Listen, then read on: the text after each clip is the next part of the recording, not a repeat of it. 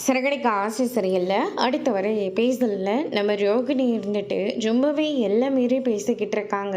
அவங்களுடைய அம்மா இருந்துட்டு நீ செஞ்ச தப்புக்காக அவங்க மேலே நீ எதுக்காக பழி போட்டுட்ருக்க, நீ பண்ணுறது ரொம்ப பெரிய தப்பு கல்யாணி அப்படின்ற மாதிரி சொல்லிக்கிட்டு இருக்காங்க. என் கூடவே இருந்துக்கிட்டு என்னோட உழைப்பை நீங்கள் தான் சாப்பிட்டுட்ருக்கீங்க. ஆனால் எல்லாத்துக்கும் அந்த மீனாவுக்கும் முத்துவுக்கும் மட்டும்தான் நீங்கள் சப்போர்ட் பண்ணி பேசிக்கிட்டு இருக்கீங்களே. நீங்கள் பண்ணுறது தப்புன்னு உங்களுக்கே தோணலையா? உன்னை அம்மானு கூப்பிடவே எனக்கு அவ்வளோ அவமானமாக இருக்குது அப்படின்ற மாதிரி சொல்லிக்கிட்டு இருக்காங்க. நீ பாட்டுக்கு காசை மட்டும் கொடுத்தா நாங்கள் வாழ்ந்துருவோன்னு நீ நினச்சிட்ருக்க. அப்படி ஒன்றும் இல்லை. நான் எத்தனை தடவை ரோட்டில் மயக்கம் போட்டு விழுந்திருக்கேன்.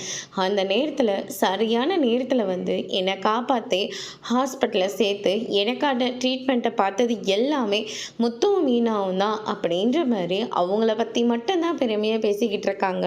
இதனால் ரோகிணி ரொம்பவே கோவப்படுறாங்க. அதுக்கு அடுத்ததான் இந்த சைடு நம்ம மீனாவும் முத்துவும் இருந்துட்டு ரோகிணி அடிப்பட்ட பாம்பு அடுத்தடுத்து என்னெல்லாம் செய்யலான்னு சொல்லிட்டு இப்போ இருந்தே ஏதாவது பிளான் போட்டு வச்சுக்கிட்டே இருக்கோம். அதுக்கிட்ட நம்ம கொஞ்சம் உஷாராக தான் இருக்கணும் அப்படின்ற மாதிரி சொல்லிக்கிட்டு இருக்காங்க. ஆமாம் அப்படின்னு சொல்லிட்டு முத்தும் ஒரு பக்கம் சொல்கிறாங்க. மனோஜ் கிட்ட போயிட்டு மறுபடியும் அந்த பார்லரம்மா ஏதாவது பேச வந்தால் எதுவுமே பேசாமல் அமைதியை விட்டுரு அப்படின்ற மாதிரி சொல்லிக்கிட்டு இருக்காங்க. இனிமேல் நான் அவகிட்ட ஏமாற தயாராக இல்லை அப்படின்னு சொல்லிட்டு மனோஜ் ஒரு பக்கம் சொல்கிறாங்க. அதோடு முடிச்சிருக்காங்க.